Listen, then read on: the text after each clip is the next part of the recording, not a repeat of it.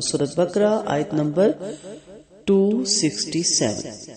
یا ایھا الذین آمنوا انفقوا من طیبات ما کسبتم ومما اخرجنا لکم من الارض. اے لوگو جو ایمان لائے ہو خرچ کرو اس میں سے جو پاکیزہ چیزیں ہیں جو کمائی کی ہے تم نے، اور اس میں سے بھی جو نکالا ہم نے تمہارے لیے زمین میں سے. وَلَا تَيَمَّمُوا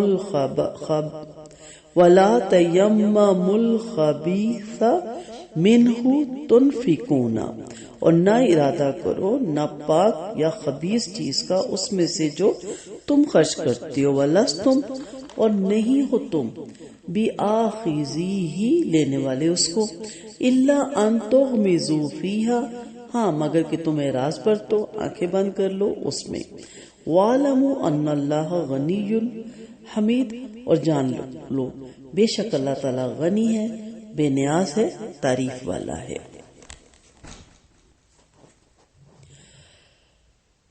ناقص مال کے صدقے سے اس آیت میں منع فرمایا جا رہا ہے. برارہ بن عازم رضی اللہ عنہ کہتے ہیں کہ آیت ہم گروہ انصار کے حق میں نازل ہوئی. ہم کھجوروں والے تھے، ہم میں سے ہر کوئی اپنی قلت اور کثرت کے مطابق کھجورے لے کر آتا، کوئی ایک خوشہ، کوئی 2 خوشے، اور انہیں مسجد میں لٹکا دیتے. اہل صفا کا یہ حال تھا کہ ان کے پاس کھانے کو کچھ نہ ہوتا تھا.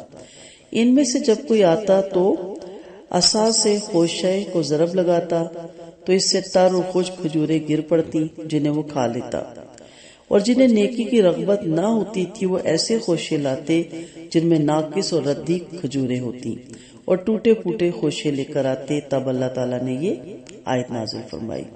برارہ رضی اللہ عنہ کہتے ہیں کہ اس کے بعد ہر شخص اچھی کھجوریں لاتا تھا.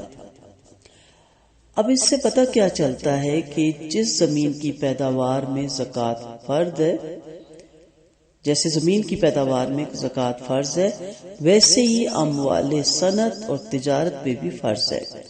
نیز یہ بھی کہ خرچ اچھا اور ستھرا مال ہی کرنا چاہیے، اور پھر ناقص اور ردی مال صدقے میں نہیں دینا چاہیے.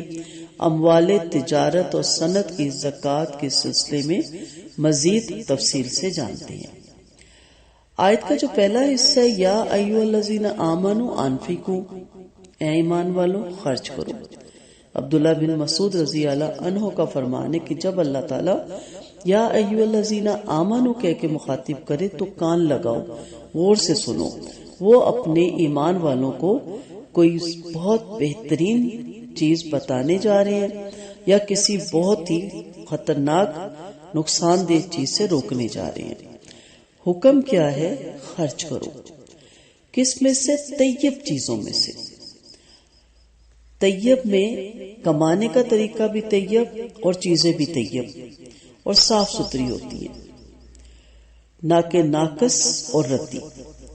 ما کسبتم، جو تم کماتے ہو، یعنی صنعت، تجارت، جو بھی انسان ذریعہ معاش اپناتا ہے، اور اس میں سے بھی جو ہم تمہارے لیے زمین میں نکالتے ہیں. یعنی اگر آپ کا ذریعہ معاش زمین کے معاملات ہیں تو اس میں سے بھی خرچ کرنا ہے. اور پھر اسی آیت میں آگے چل کے ہم دیکھیں گے کہ خبیث چیز کے بارے میں اللہ تعالیٰ کیا فرماتے ہیں. پہلے اس حصے کو دیکھتے ہیں. دور نبوی صلی اللہ علیہ وسلم میں گو تجارت ہی قریش مکہ کا پیشہ تھا، لیکن ان کا انداز بالکل الگ تھا. سال بھر میں 2 دفعہ تجارتی قافلے سامان لے کر شام کی طرف نکل جاتے، پھر ادھر سے سامان لے کر مکہ میں فروخت کرتے، پھر دوسرے سفر کی تیاری شروع کر دیتے. لہٰذا مستقل دکانوں کا وجود کم ہی نظر آتا تھا.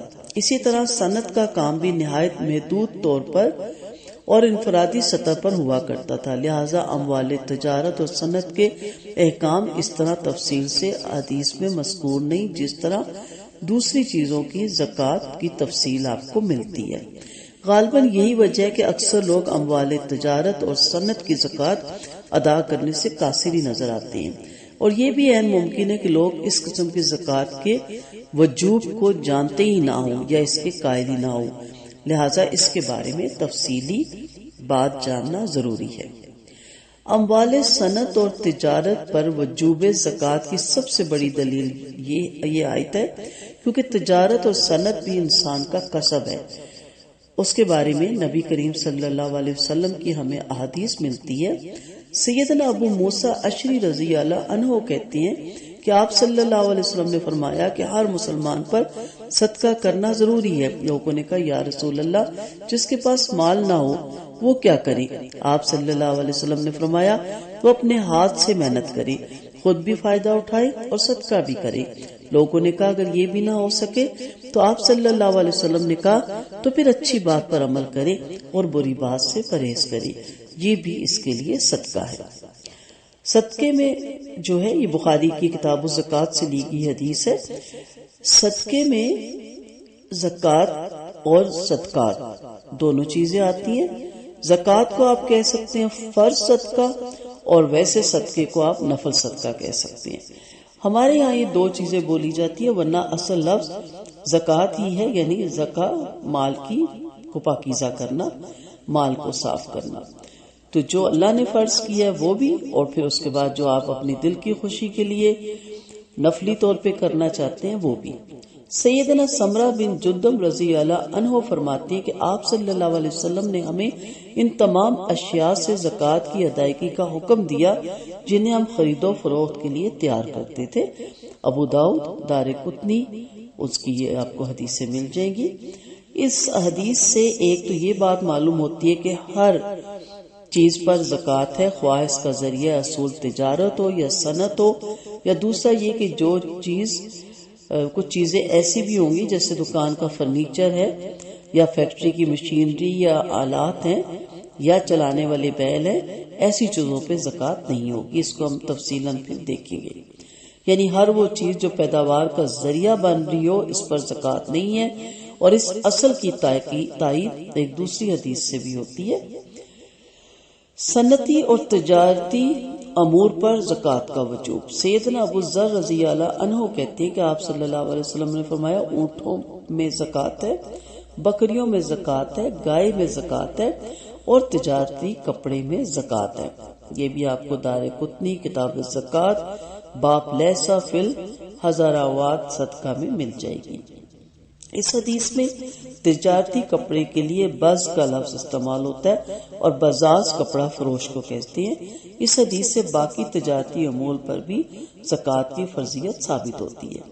سیدنا عمرو بن عماس چمڑے کے ترکش اور تیر بنایا کرتے تھے، یعنی یہ ان کا پیشہ تھا۔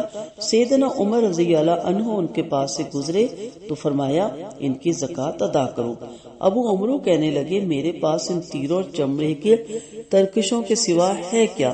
سیدنا عمر رضی اللہ عنہ نے فرمایا انہی کا حساب لگاؤ اور انہی کی زکوٰۃ ادا کرو۔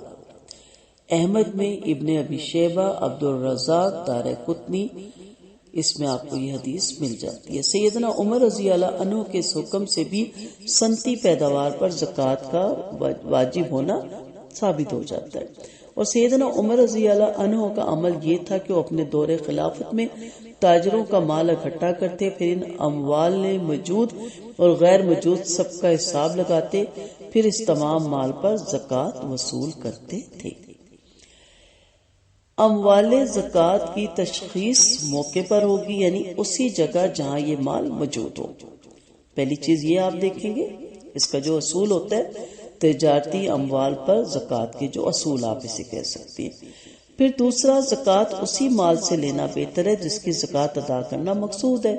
مثلا کپڑے کی دکان ہے تو کپڑا ہی زکوٰۃ میں عامل کو لینا چاہیے، یا اگر زکوٰۃ دینے والا چاہے تو کپڑے کی زکوٰۃ کپڑے ہی سے دے سکتا ہے۔ اسی طرح کتابوں کی زکوٰۃ کتابوں سے، بکریوں کی بکریوں سے، اور یہ زکوٰۃ عام اصول ہے اس کا، جس میں زکوٰۃ دہندہ کی سہولت کو مد نظر رکھا گیا۔ اگر زکوٰۃ دینے والا خود ہی نقدی کی صورت میں ادا کرنا چاہے تو ایسا کر سکتا ہے، اور اس میں بھی زکوٰۃ دینے والے کی سہولت کو مد نظر رکھا جائے گا۔ مثلا یہ ضروری نہیں کہ سونے یا چاندی کے زیور کی زکوٰۃ سونے یا چاندی کی شکل ہی میں دی جائے، بلکہ اس کی موجودہ قیمت لگا کر، جو آپ جانتے ہیں کہ چاندی پہ کتنے فیصد اور سونے پہ کتنی فیصد ہے، اس حساب سے آپ زکوٰۃ دیں گے۔ پھر تیسرا اصول ہے کہ زکوٰۃ میں نہ عمدہ سب سے بہترین مال لیا جائے اور نہ ناقص بلکہ اوسط درجے کا حساب رکھا جائے۔ رسول اللہ صلی اللہ علیہ وسلم نے سیدنا معاذ رضی اللہ عنہ کو یمن کا گورنر بنا کر بھیجا تو زکوٰۃ کی وصولی کے متعلق جو ہدایت دی ان میں سے ایک یہ بھی تھی کہ لوگوں کے عمدہ مال لینے سے پرہیز کرنا۔ مثلا اگر کتابوں کی دکان سے زکوٰۃ وصول کرنا ہو تو یہ نہ کہا جائے کہ کسی بہترین مصنف کی سب سے جو بہترین کتابیں وہ منتخب کی جائے جن کی مارکیٹ میں مانگ زیادہ ہو، بلکہ زکوٰۃ میں ملا جلا یعنی درمیانی قسم کا مال لینا چاہیے۔ اسی طرح اگر زکوٰۃ ادا کرنے والا خود زکوٰۃ نکالنا چاہے تو یہ نہ کرے کہ جو مال فروخت نہیں ہو رہا، جو کپڑا فروخت نہیں ہو رہا، بیکار ترین ہے، آؤٹ آف پرنٹ ہے یا ایکسپائری ہو گیا ہے، اسے زکوٰۃ میں دے دے، بلکہ یا تو ہر طرح کا مال دے، مکس دے، کچھ بہترین کچھ درمیانہ، اور یا پھر صرف درمیانے درجے کا دے دے۔ پھر 4 نمبر پہ آتا ہے اس کا اصول کہ مال کی تشخیص باحساب لاگت ہوگی، یعنی چیز کی قیمت، خرچہ بما خرچہ نقل و حمل وغیرہ قیمت فروخت پر نہ ہوگی۔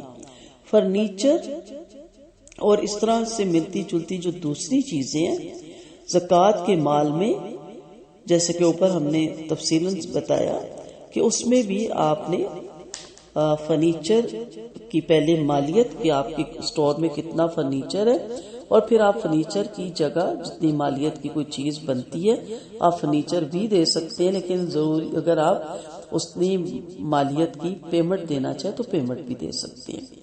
پھر زکوٰۃ سال بھر کا عرصہ گزرنے کے بعد نکالی جائے گی، اور یہ سال قمری سال شمار کرنا ہوگا، شمسی نہیں۔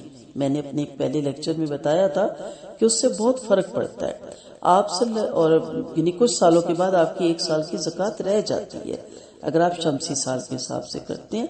آپ صلی اللہ علیہ وسلم ماہ رجب میں عاملین کو زکوٰۃ وصول کرنے کے لیے بھیجا کرتے تھے، مگر یہ ضروری نہیں، آج کل لوگ اکثر رمضان میں زکوٰۃ ادا کرتے ہیں۔ یہ اس لحاظ سے بھی بہتر ہے کہ رمضان میں ثواب زیادہ ہوتا ہے، تاہم زکوٰۃ پوری یا اس کا کچھ حصہ سال پورا ہونے سے پہلے بھی دیا جا سکتا ہے۔ سیدنا علی رضی اللہ عنہ فرماتی ہیں کہ سیدنا عباس رضی اللہ عنہ نے آپ صلی اللہ علیہ وسلم سے یہی سوال کیا تو آپ صلی اللہ علیہ وسلم نے اس کی اجازت دی۔ آپ 4 ماہ کی بھی نکال سکتے ہیں، 6 ماہ کی بھی نکال سکتے ہیں، ہر ماہ کی بھی نکال سکتے ہیں، اور سال پورا ہونے پہ بھی نکال سکتے ہیں۔ 7واں اصول یاد رکھیے، تجارتی اموال پر شرع زکوٰۃ بچت کی زکوٰۃ والی شرع ہے، یعنی جو اللہ نے مقرر کی، کیونکہ تجارت میں لگایا ہوا سرمایہ سب بچت ہی ہوتا ہے، آپ کے پاس ہوتا ہے، آپ کے پاس وہ ساری چیز محفوظ ہوتی ہے، آپ کا سامان۔ پھر زکوٰۃ موجودہ مال پر عائد ہوگی، مثلا کسی شخص نے 10,000 سے کام شروع کیا جو سال بعد 12,000 کی مالکیت کا ہو گیا تو زکوٰۃ 10,000 پر نہیں بلکہ 12,000 پر شمار ہوگی، کیونکہ اب اس کے پاس 12,000 ہے۔ اسی طرح اگر اس سے نقصان ہو گیا یا گھر کے اخراجات زیادہ تھے جو نفع سے پورے نہیں ہو سکے اور مالیت صرف 8,000 رہے گی تو زکوٰۃ پھر 8,000 پر دی جائے گی۔ اور بعض وقت سارا خرچ ہو گیا تو ظاہری بات ہے اس کے پاس کچھ نہیں بچا تو نہیں دے گا۔ پھر 9واں اصول ہے کہ جو مال ادار پر فروخت ہوا ہے تو وہ ادار رقم بھی سرمایہ میں شمار ہوگی، الا یہ کہ وہ ایسا ادار ہو جس کے ملنے کی توقع ہی نہ ہو، ایسے ادار پر زکوٰۃ نہ ہوگی۔ ایسے ادار کے متعلق یہ حکم ہے کہ جب بھی ایسا ادار وصول ہو جائے تو اس کی صرف ایک بار زکوٰۃ ادا کر دی جائے۔ تجارتی قرضوں کے علاوہ عام قرضوں کی بھی یہی صورت ہے۔ اور پھر اس کا 10واں اصول ہے، اگر دکاندار نے کسی سے رقم ادار لے کر اپنے سرمایہ میں لگا رکھی ہے تو یا تو وہ زکوٰۃ ادا کرنے سے پہلے وہ ادار واپس کر دے، ورنہ وہ اس کے سرمایہ میں شامل ہوگی اور اس کو اس کا بھی زکوٰۃ دینی پڑے گی۔ تو یہ چند چیزیں جس کو جاننا ضروری ہے۔ آگے چلتے ہیں۔ مثلا کسی نے کاروبار 10,000 سے شروع کیا، 11واں اصول ہے، چند ماہ بعد اسے 5,000 کی رقم کسی سے مل گئی اور وہ بھی اس نے کاروبار میں شامل کر دی۔ اب اگر وہ چاہے تو سال بعد اس بعد والی رقم کا حساب الگ رکھ سکتا ہے، مثلا 5,000 6 مہینے بعد شامل کیا تھا، لیکن بہتر ترین طریقہ یہی ہے کہ ساتھ ہی ساتھ اس مال کی بھی زکوٰۃ نکال دی جائے تاکہ آئندہ حساب کتاب کی پیچیدگیوں سے نجات حاصل ہو جائے۔ مثلا اب وہ 5,000 کا الگ حساب رکھے کہ اس کو ابھی 6 ماہ ہوئے سال پورا ہو جائے، تو اس سے بہتر ہے کہ اس کی 6 ماہ کی دے دے اور 10,000 کی 1 سال کی دے دے، اور اگلے سال پھر 15,000 کا اکٹھا، اس کے لیے آسانی بھی ہو جائے گی۔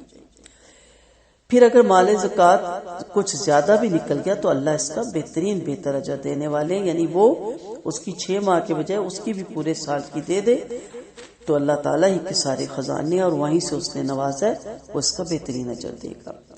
12واں اصول، آپ اس کو پوائنٹ کہہ لیں، اصول کہہ لیں، تفصیلاً اس لیے ہم جان رہے ہیں کہ بہت سے کوسچنز اس کے بارے میں آتے ہیں۔ بہرحال میرا علم اتنا نہیں ہے، آپ علماء سے اس کے بارے میں سوال جواب کر سکتے ہیں، جتنی میرے پاس تھوڑا سا علم ہے وہ میں آپ تک پہنچانے کی کوشش کر رہی ہوں۔ 12واں اصول ہے کہ بعض دکانیں ایسی ہوتی ہیں جن کا اچھا خاصا کاروبار ہوتا ہے، مگر دکان میں مال یا تو برائے نام ہوتا ہے یا ہوتا ہی نہیں، مثلا سبزی فروش، پھل فروش، اسی طرح قصاب، ہوٹل، اخباروں کے دفاتر یا پراپرٹی ڈیلروں کے دفاتر وغیرہ۔ ایسی دکانوں یا کاروباری اداروں میں موجودہ مال کے حد انصاف کو پہنچنے کا سوال ہی پیدا نہیں ہوتا۔ ایسے لوگوں کے سالانہ منافع جات پر تجارتی زکوٰۃ عائد ہوگی 2.5% کی شرح سے یا 40واں حصہ۔ ان کے جو فرنیچر پڑا ہوا ہے پراپرٹی ڈیلر کے دفتر میں یا اخبار فروش کے دفتر میں یا جو پھل فروش کے سامان ہوتا ہے اس پہ نہیں ہوگی، اس کے پروفٹ پہ ہوگی۔ 13واں ہے گوالے یا گجر حضرات کی دکان سرے سے ہوتی نہیں، بس ایک لکڑی کا تختہ یا اسی طرح گھر سے ہی وہ دودھ نکالتے ہیں اور گھر گھر پہنچا دیتے ہیں۔ یہ لوگ کافی تعداد میں گائے بھینسیں رکھتے ہیں، ان پر مویشیوں کی زکوٰۃ عائد نہیں ہوتی کیونکہ وہ عامل پیداوار ہے، ان کے سالانہ منافع جات پر تجارتی زکوٰۃ ادا ہوگی۔ یہ صورت ڈیری فارم، پولٹری، مچھلی فارم وغیرہ کے لیے بھی ہے۔ مویشی کی جو زکوٰۃ ہے اس کا الگ بھی ہے، وہ بھی میں آپ کو بتاتی ہوں۔ ابھی یہ صرف ان کی بات ہے جو حضرات دودھ بیچتے ہیں اور بس اتنا ہی ان کے پاس سامان ہوتا ہے۔ جو نسل بڑھانے کے لیے بہت سے مویشی رکھتے ہیں ان کا الگ ہے۔ گائے بھینس اگر افزائش کی نسل کی خاطر رکھی جائے تو ان پر گائے کی زکوٰۃ کی صورت میں زکوٰۃ لگے گی، اور کوئی صاحب مویشیوں کی خرید و فروخت کا کوئی صاف کاروبار کرتا ہے تو سالانہ منافع پر تجارتی زکوٰۃ ہوگی، اور ڈیری فارم یا گوالوں کے پاس ہو تو یہ عامل پیداوار ہے، ان کی زکوٰۃ بھی سالانہ منافع پر ہوگی۔ ٹھیک ہے، افزائش کے لیے جو رکھتا ہے اس کی الگ ہے، اور بڑی تفصیل طلب ہے کہ کتنی ہو تو کتنی تعداد ہو تو کتنی، وہ میں یہاں پہ اس لیے نہیں کوٹ کری کہ لیکچر لمبا ہو جائے گا، وہ کتابوں میں آپ کو سب مل جائے گا انشاءاللہ۔ ہر کتنے اونٹوں پہ کتنے ہو جائیں تو کتنے اونٹ دینے ہیں، کتنی گائے ہو جائے تو کتنی دینی ہے، پھر بھی اگر کوئی جاننا چاہے گا تو اس کے لیے علیحدہ سے ہم لیکچر تیار کر دیں گے ان کو۔ جی آگے چلتے ہیں۔ دکانوں اور مکانوں کے کرائے یا کرائے پر دی ہوئی ٹیکسیاں اور گاڑیاں وغیرہ، ایسی چیزیں یعنی دکانوں، مکانوں یا ٹیکسیوں کی مالیت پر زکوٰۃ نہیں ہوتی، بلکہ فضول شدہ کرائے کی کل رقم پر ہوگی اور سال کے بعد ہوگی۔ اب وہ رقم لیتا ہے اور اسی میں وہ بچوں کی فیسیں دیتا ہے، گھر کے بل دیتا ہے، گروسری لیتا ہے، اور سال بعد اس کے بعد جو رقم بچتی ہے اس پہ زکوٰۃ ہوگی، نہ کہ سال بھر وہ جو لیتا رہا کرایہ دار سے اس پہ۔ اگر وہ سال بھر لے کے اکاؤنٹس میں ڈالتا رہا اور سال بھر اس پہ ہو گیا پھر تو وہ دے گا، لیکن وہ اسی سے اپنا گھر چلاتا ہے تو پھر نہیں۔ مثلا ایک دکان کا کرایہ 2,000 ہے تو سال بعد 24,000 پر زکوٰۃ ادا کرنی ہوگی۔ ٹھیک ہے جی، اس میں بھی آپ کو 2 رائے ملیں گی، لیکن ہم نے آپ کو آسان ترین رائے بتا دی ہے، باقی آپ مزید اس پہ تفصیلات پڑھ سکتی ہیں۔ پھر اسی طرح آپ دیکھتے ہیں جائیداد کی خرید و فروخت کا کاروبار۔ جو لوگ اپنی زائد سرمایہ سے زمینوں کے پلاٹ اور مکان وغیرہ کی تجارتی نظریے سے خرید و فروخت کرتے رہتے ہیں، ان کی فروخت کے متعلق 2 رائے ہیں۔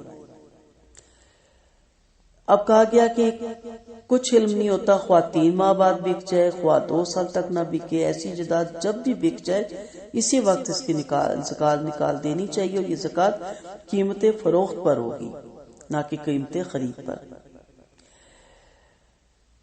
اور اگر کچھ ایسا بھی ہمیں فتویٰ ملتا ہے کہ آپ اس کا ابھی بک نہیں رہی لیکن اگر سال گزر گیا ہے تو آپ اس سال اس کی جو مارکیٹ قیمت ہے، گاہک نہیں ملا لیکن اس قیمت کو سامنے رکھتے ہوئے اس کی زکوٰۃ دی جائے۔ آسان یہی ہے کہ اس کے بکنے کا انتظار کیا جائے، اللہ تعالیٰ آسانیاں دیتا ہے۔ آپ صلی اللہ علیہ وسلم کے پاس جب 2 رائے ہوتی تھی تو وہ آسان رائے کو پسند کرتے تھے، تو اس لیے جب وہ بکے تو قیمت فروخت پر ایک ہی دفعہ اس کی زکوٰۃ دی جائے گی۔ البتہ اگر کوئی شخص اپنی ذاتی ضرورت کے لیے کوئی دکان، مکان، پلاٹ یا گاڑی وغیرہ خریدتا ہے تو اس پر زکوٰۃ نہیں۔ مثلا ایک اس کی اپنی گاڑی ہے، ایک اس نے بچوں کی اسکول کے لیے لی کہ اسکول چھوڑ کے اور آنا ہے، تو اس پہ نہیں ہے۔ ہاں یہ ایک الگ موضوع ہے کہ اس نے گاڑی ویسے پک اینڈ ڈراپ کے لیے، ذریعہ معاش کے لیے رکھی ہے تو پھر اس کی آمدنی پہ زکوٰۃ ہے۔ لیکن ابھی سمپل جو میں بات کر رہی ہوں کہ اگر اس کے بعد 3 گاڑیاں بھی ہیں نا جو اپنے استعمال میں لاتا ہے گھریلو کاموں کے لیے اور اپنے لیے، تو اس پہ زکوٰۃ نہیں ہوتی۔ پھر مشترکہ کاروبار یا سرمایہ کی کمپنیوں میں لگے ہوئے سرمایہ کے متعلق یہ تسلی کر لینی چاہیے کہ آیا کمپنی اس مجموعی سرمایہ کی زکوٰۃ ادا کرتی ہے یا نہیں۔ اگر کمپنی نے زکوٰۃ ادا نہ کی ہو تو ہر حصے دار کو اپنے اپنے حصے کی زکوٰۃ خود ادا کر دینا چاہیے۔ صنعتی پیداوار کی 2 باتوں میں زرعی پیداوار سے مماثلت پائی جاتی ہے۔ مثلا زمین کی اپنی قیمت اس کی پیداوار کے مقابلے میں بہت زیادہ ہوتی ہے اور زکوٰۃ پیداوار پر لگتی ہے، زمین پر کی قیمت پر نہیں۔ جیسے گاؤں میں لوگوں کی بہت زیادہ کنال یا کماں یا قلعے ہوتے ہیں یا مربع ہوتے ہیں، اس پہ زکوٰۃ نہیں لگتی، لیکن جو ان کی پیداوار ہوتی ہے اور اس کا بھی الگ ایک حساب ہے، عشر اسے کہتی ہے۔ اسی طرح فیکٹریوں اور ملوں کی قیمت اس کی پیداوار کے مقابلے میں زیادہ ہوتی ہے، تو جو وہ پیدا کرتی ہیں اس پہ زکوٰۃ ہوتی ہے، ان کی قیمت پہ نہیں۔ پھر جس طرح بعض زمینیں سال میں 1 فصل دیتی ہیں، بعض 2 اور بعض اس سے زیادہ، اسی طرح بعض کارخانے سال میں 1 دفعہ کوئی چیز بناتے ہیں، مثلا برف اور برقی پنکھوں کے کارخانے وغیرہ، بعض 2 دفعہ جیسے اینٹوں کے بھٹے، اور بعض سال بھر چلتے رہتے ہیں۔ ایک بات میں صنعتی پیداوار کی مماثلت تجارتی اموال سے ہے، جس طرح تجارتی اموال پر لاگت کے مقابلے میں منافع کم ہوتا ہے، اسی طرح صنعتی اموال کا بھی یہی حال ہے، جبکہ زرعی پیداوار میں لاگت کم اور پیداوار کی قیمت اس کے مقابلے میں بہت زیادہ ہوتی ہے۔ ان سب باتوں کو سامنے رکھ کر دینداری کے ساتھ پوری کوشش کرنی چاہیے کہ اپنی زکوٰۃ زیادہ سے زیادہ بہتر طریقے سے ادا کی جائے، زیادہ ادا ہو جائے فکر نہیں، کم نہیں ہونی چاہیے۔ اسی طرح عشر بھی ہے، یہ 5% ہوتا ہے، نصف عشر بھی ہوتا ہے، 10% بھی ہوتا ہے، بری جو برانی ہے اس کی زمین کا الگ ہوتا ہے۔ تو یہ ساری چیزیں آپ کو پھر مزید اگر آپ کو چاہیے ایسا لیکچر تو ہم اس کے بارے میں دوبارہ آپ کو ایسی چیزیں لیکچر میں ساری ریکارڈ کر کے بھیج دیں گے، ورنہ آپ کو بہت سی کتابیں ایسی جو اتھینٹک ہے زکوٰۃ کے بارے میں تفصیل کے ساتھ مل جائے گی۔ اب اس کے اگلے حصے کو دیکھتے ہیں۔ اللہ تعالیٰ نے فرمایا کہ خبیث چیز مت خرچ کرو، ولا تیمموا، ارادہ بھی مت کرو خبیث چیز کے خرچ کرنے کا، کیونکہ خود تو کبھی آپ خبیث چیز نہیں لیں گے۔ اللہ تعالیٰ دیکھیں ہمیں کتنی خوبصورت اور اوریجنل چیزیں دیتے ہیں، لیکن جب ہم اس کی راہ میں دیتے ہیں تو پھر ہم پرانی، ردی یا نکارہ کیوں، یا جو نئی، جیسے کہ میں نے ابھی بتایا جو نئی بک رہی آؤٹ آف فیشن ہے، ایکسپائری ہو گیا ہے، یا اس میں کوئی تھان میں کپڑوں میں کوئی سوراخ آ گیا ہے، کوئی بھی ہو سکتا ہے، کراکری کا کلر اچھا نہیں نکلا تو وہ نکال کے جی زکوٰۃ میں دے دیں، کہا ایسا نہیں، کہا آپ لینے والے نہیں ہیں اس کی۔ مثلا اکثر لینے دینے میں شادیوں کے موقع پہ لوگ ایسے گفٹ دے جاتے ہیں، کھولنے تو وہ بالکل بیکار ہوتے ہیں، تو ہم اس کو یوز نہیں کرتے، ہم کہتے رکھ تو دینے دلانے کے کام آئے گا۔ کیوں؟ کیا دینے دلانے میں ردی اور بیکار چیزیں رہے گی؟ کہا تم تو اس کو نہیں لینے والے، خاموشی اختیار کر لیتے ہو، آنکھیں میچ لیتے ہو، جان لو کہ اللہ تعالیٰ تو بے نیاز ہے، وہ آپ کی چیزوں پہ بیٹھا ہوا ہے، جو سب کچھ ہی اسی کا ہے، دینے والی ہی وہ ذات ہے، وہ نہ دیتا تو آپ کے پاس ہوتا ہی نہیں، تو خود ہی تعریف کیا گیا، اس کو آپ کے اس مال کی ضرورت نہیں ہے، یہ مال آپ کے لیے ہے، آپ کے فائدے کے لیے۔ نبی کریم صلی اللہ علیہ وسلم نے فرمایا ان اللہ طیب لا یقبل لا یقبل الا طیبا، اللہ پاک ہے، پاک چیز ہی قبول کرتا ہے۔ اللہ تعالیٰ میں اپنی راہ میں جس طرح اس نے ہمیں خوبصورت لائف دی، ہر چیز خوبصورت دی، تو ہمیں بھی اللہ کی راہ میں خوبصورت چیز دینے کی اللہ تعالیٰ توفیق دے۔ مسند احمد میں ہے، نبی کریم صلی اللہ علیہ وسلم نے فرمایا اللہ تعالیٰ نے جس طرح تمہاری روزیاں تم میں تقسیم کی، تمہاری اخلاق بھی تم میں بانٹ دیے۔ دنیا تو اللہ تعالیٰ اپنے دوستوں کو بھی دیتا ہے اور دشمنوں کو بھی، ہاں دین سے دوستوں ہی کو عطا فرماتا ہے، اور جس سے دین مل جائے وہ اللہ کا محبوب ہے۔ اللہ کی قسم جس کے ہاتھ میں میری جان ہے، کوئی بندہ مسلمان نہیں ہوتا جب تک کہ اس کا دل اور اس کی زبان مسلمان نہ ہو جائے، کوئی بندہ مومن نہیں ہوتا جب تک کہ اس کے پڑوسی اس کی اذیتوں سے بے خوف نہ ہو جائے۔ لوگوں کے سوال پر آپ نے فرمایا اذیت سے مراد دھوکہ بازی اور ظلم و ستم ہے۔ جو شخص حرام وجہ سے مال حاصل کرے اس میں اللہ برکت نہیں دیتا، نہ اس کے صدقہ خیرات کو قبول فرماتا ہے، اور جو چھوڑ کر جاتا ہے وہ سب اس کے لیے آگ میں جانے کا توشہ اور سبب بنتا ہے۔ استغفر اللہ۔ اللہ تعالیٰ برائی سے نہیں مٹاتا بلکہ برائی کو اچھائی سے دور کرتا ہے۔ خباثت سے خباثت نہیں مٹتی، بس دو قول ہوئے، ایک تو ردی چیزیں اور دوسرا حرام مال۔ اس آیت میں پہلا قول مراد دینا زیادہ اچھا معلوم ہوتا ہے۔ ابن ابی حاتم میں ہے کہ ہلکی پھلکی کھجوریں اور وہمی پھل لوگ خیرات میں نکالتے، اس پر یہ آیت اتری۔ حضور نے ان چیزوں سے صدقہ دینا منع فرما دیا۔ حضرت عبداللہ بن مغفل رضی اللہ عنہ مومن فرماتے ہیں کہ مومن کی کمائی کبھی خبیث نہیں ہوتی، مراد یہ ہے کہ بیکار چیز صدقے میں نہ دو۔ مسند احمد کی حدیث میں کہ آپ صلی اللہ علیہ وسلم کے سامنے گو کا گوشت لایا گیا، آپ نے نہ کھایا نہ کسی کو کھانے سے منع فرمایا، تو حضرت عائشہ نے کہا کسی مسکین کو دے دو۔ آپ نے فرمایا جو چیز تمہیں پسند نہیں اور جسے تم کھانا گوارا نہیں کرتے اسے کسی اور کو دے دیتے ہیں، یہ کسی اور کو دے دو گی۔ حضرت برارہ فرماتے ہیں جب تمہارا حق کسی پر ہو اور وہ تمہیں وہ چیز دے جو بے قدر و قیمت ہو تو تم اسے نہیں لوگے، مگر اس وقت جب تمہیں اپنے حق کی بربادی دکھائی دیتی ہو تو تم چشم پوشی کر کے اس کو لے لوگے کہ چلے کچھ تو مل رہا ہے، دل سے تو آپ نہیں لیں گے نا۔ ابن عباس فرماتے ہیں مطلب یہ کہ تم نے کسی کو اچھا مال دیا اور ادائیگی کے وقت وہ ناقص مال لے کر آیا تو تم ہرگز نہ لوگے، اور اگر لوگے بھی تو اس کی قیمت گھٹا کر لوگے۔ یا تو تم جس چیز کو اپنے حق میں لینا پسند نہیں کرتے سے اللہ کے حق میں لینا کیسے پسند کرتے ہو، بس بہترین اور مرغوب مال اس کی راہ میں خرچ کرو۔ یہی معنی ہے سورۃ چوتھے پارے کا بھی آغاز اسی سے ہوتا ہے، لن تنالوا البر حتی تنفقوا مما تحبون، کہ اللہ تعالیٰ کیا پسند کرتا ہے، تم نیکی کو نہیں پہنچ سکتے جب تک تم اپنا بہترین مال اللہ کی راہ میں خرچ نہ کرو۔ اللہ تعالیٰ نے تمہیں اپنی راہ میں خرچ کرنے کا حکم دیا اور عمدہ چیزیں دینے کا، کہیں اس سے یہ نہ سمجھ لیں کہ وہ محتاج ہے، نعوذ باللہ، وہ اس کو ضرورت ہے، استغفر اللہ، نہیں، وہ بے نیاز ہے، ہم سب اس کے محتاج ہیں۔ اس سے حکم صرف اس لیے کہ غربا بھی دنیا کی نعمت سے محروم نہ ہو، اور کیا جو رب آپ کو دیتا ہے وہ غربا کو نہیں دے سکتا؟ وہ دے سکتا ہے، صرف اور صرف آپ کی آزمائش ہے کہ اللہ نے مال دیا اور اب اللہ دیکھنا چاہتا ہے کہ آپ کا دل کتنا بڑا ہے۔ بچے کو آپ کو چیز لے کے دیتے ہیں اور پھر آپ ہی کہتے ہیں مجھے بھی دو، جب وہ دیتا ہے کہتے ہیں نہیں آپ بیٹا آپ کھا لیں، میں تو آپ کا صرف دل دیکھ رہا تھا۔ تو دل بڑا کرنے کے لیے ہم بچوں کی یہ پریکٹس کرتے ہیں، تو جتنا آپ کا ظرف بڑا ہوگا، جتنا ظروف بڑا ہوگا، اتنا اللہ کے بھی خزانے آپ کے پھر برتن میں آئیں گے۔ تو اپنا ظرف کو بڑا کریں۔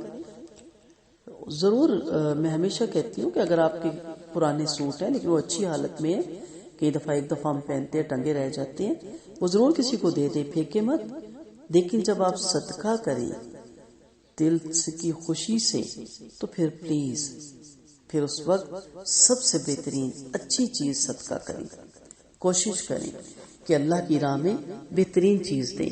آپ صلی اللہ علیہ وسلم کا فرمان ہے کہ صدقہ سائل کے ہاتھ میں جانے سے پہلے اللہ کے ہاتھ میں جاتا ہے۔ وآخر دعوانا ان الحمد للہ رب العالمین، سبحانک اللہم وبحمدک، نشہد ان لا الہ الا انت، نستغفرک ونتوب الیک۔ السلام علیکم ورحمۃ اللہ وبرکاتہ۔